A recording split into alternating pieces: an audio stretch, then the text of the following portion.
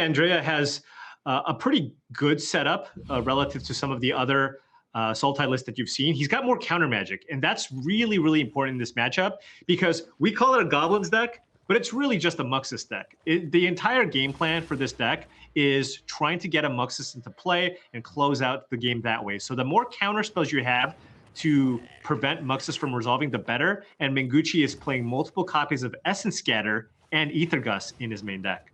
And that is the way to look at it, because, Paul, it is funny to think that if I came to you and said, I'm playing Goblins, and you want as many counter spells and thought seizes as possible, you'd go, what? That is not what I ever want against Goblins. But that's because it's a lie. This is really a Muxus deck at its heart.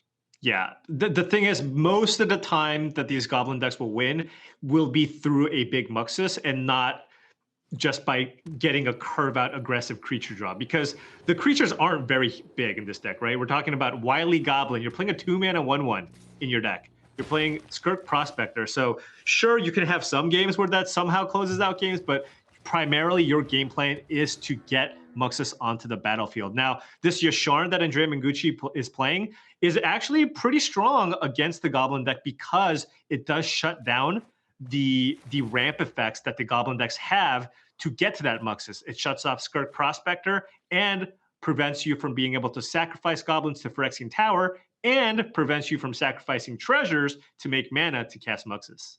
Check it out. Mengucci put his boar hat on it now that Yasharn's on the battlefield. The medium pig has arrived, and Mengucci has the outfit for it as well, and somehow has to deal with this massive army that Autumn has put together of a 2/2 and a 1/1 so far. Yeah, and one cool kind of innovation that I want to talk about is Autumn's decision to play 2 Herald's Horn in the main deck. Now, this is typically a card that these Goblin decks have been playing in the sideboard to fight various mid-range strategies, and Autumn making a pretty good metagame call here, thinking that, look, these mid-range strategies, excuse me, are going to be very prevalent here. And if you think that's going to be the case, why not just choose to main deck this card instead to be able to kind of go a little bit longer against these Sultai and sacrifice strategies? Yeah, and it's also interesting to note that cards like Herald's Horn, you know, we've seen Mind Stone, these type of cards, they really are effectively ramp cards to try to get you to Muxus, right? Again, every card in the deck fills the role of either finding or enabling you to cast Muxus early. The only cards that don't are the ones that fill in the gaps to actually get the win with the Muxus the turn that you cast it.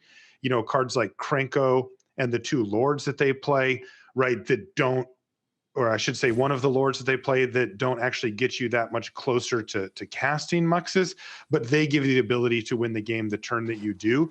And that is their fallback plan. As much as it's not super strong, it is something. And you'll see that occasionally as well, where maybe they can take a Krenko and start going off with that.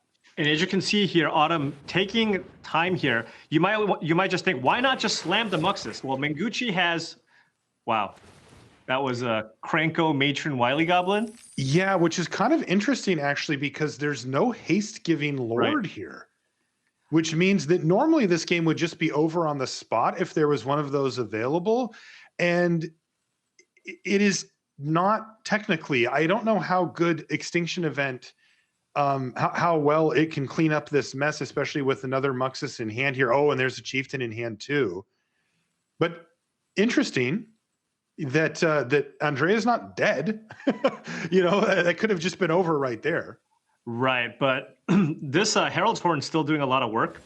And on the following turn, because Autumn Burchett does have another copy of Muxus in hand, in addition to that Goblin Chieftain, I mean, Mengucci this turn can play an Extinction Event, name Even, I would guess, but that gets Yasharn off the battlefield here as well. It does, but you get Muxus, you get both of the Snoops, you get critically the Krenko gone as well.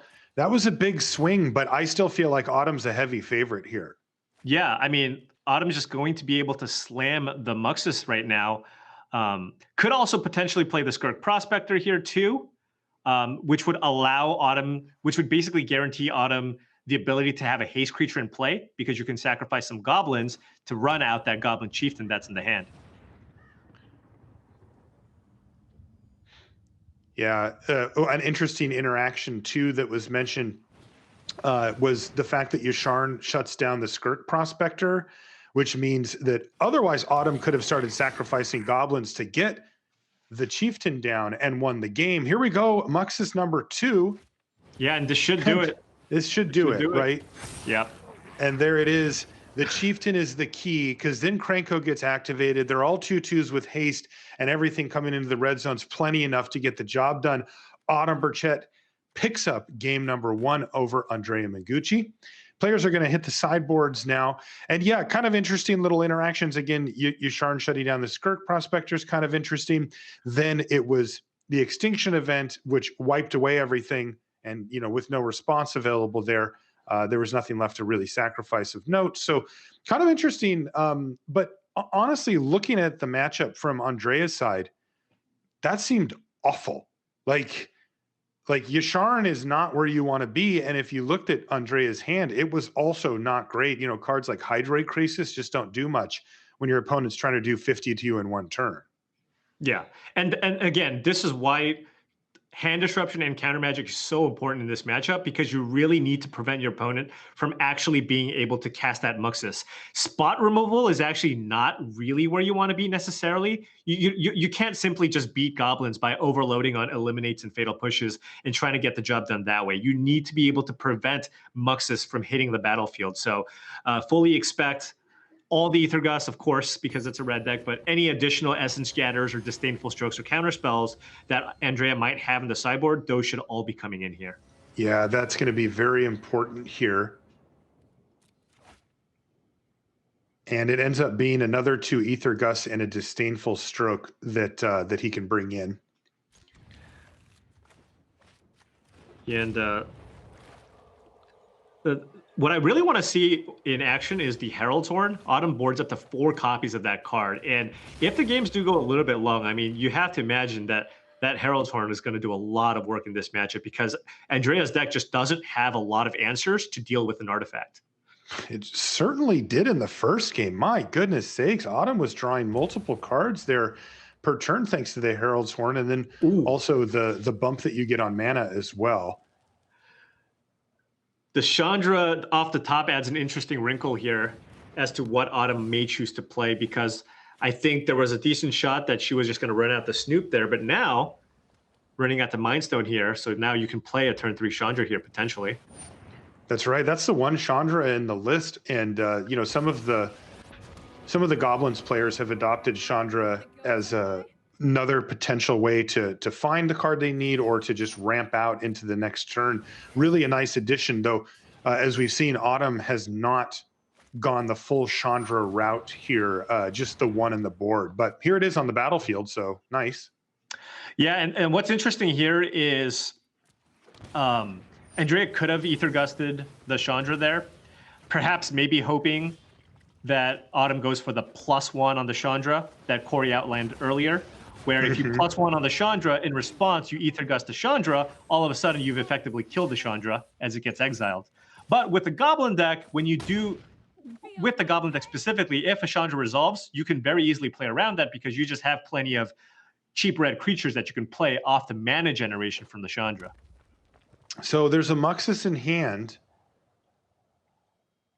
There's a Chandra on the battlefield.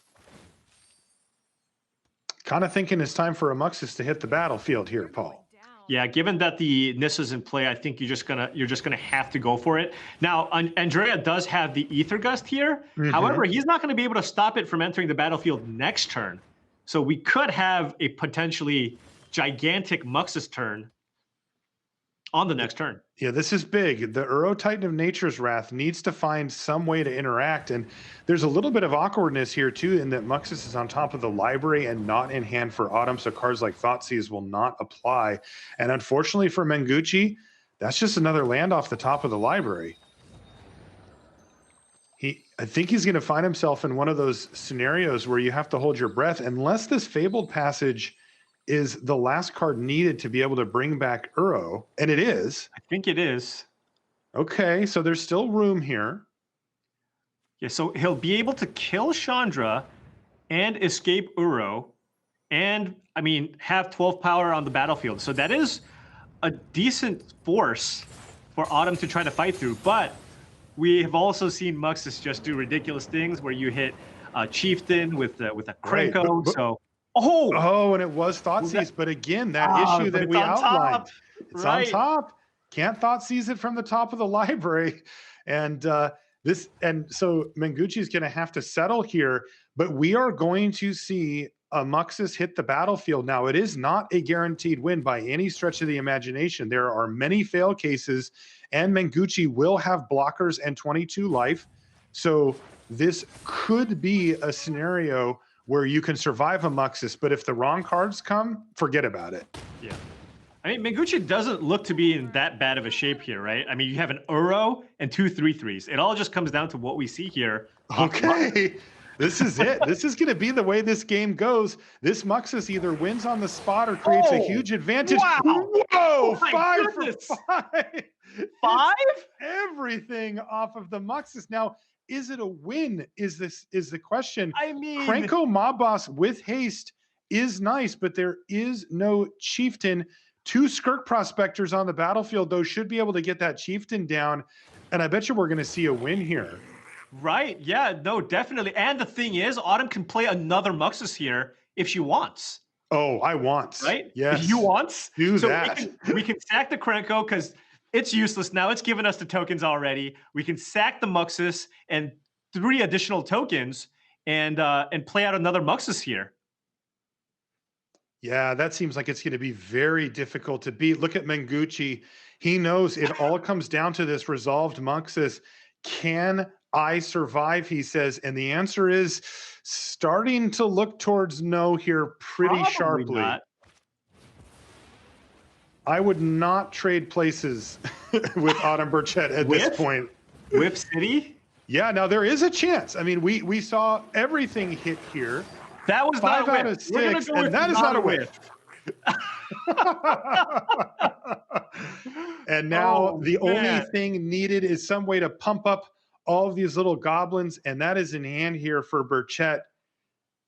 And yeah, you can sacrifice Krenko +1 anything, get that Chieftain onto the battlefield, and that is plenty enough for lethal. An incredible turn here from Autumn Burchett. Mengucci knew. He said, I have to fade a resolved Muxus. I have to hope that you run bad. And that is not what happened at all. I mean, think about Autumn had an empty board. Nothing. Autumn had nothing in play. And then just resolve the Muxus. Mengucci's doing the math, but I can tell you it's not good for you, Mengucci. Yeah, remember, I mean, there's 13 2/2s attacking in the middle there in addition to everything else. Right. The thing is, you can put a 3/3 in front of the Muxus, block a couple 3/3s, but at the end of the day, that's just way too much damage. Yeah, watch this. Minus 46 from 0 power on board. When Mengucci said go, it was 0 power on board for Autumn Burchett.